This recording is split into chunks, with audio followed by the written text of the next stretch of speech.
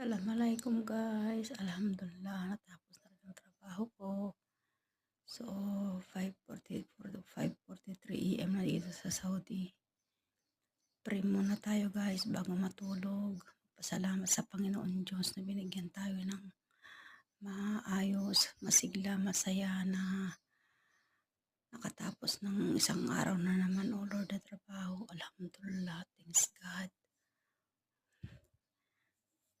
Good night guys. Tapos na akong magdasal. Good night. Night to all. I love you all. Mwah.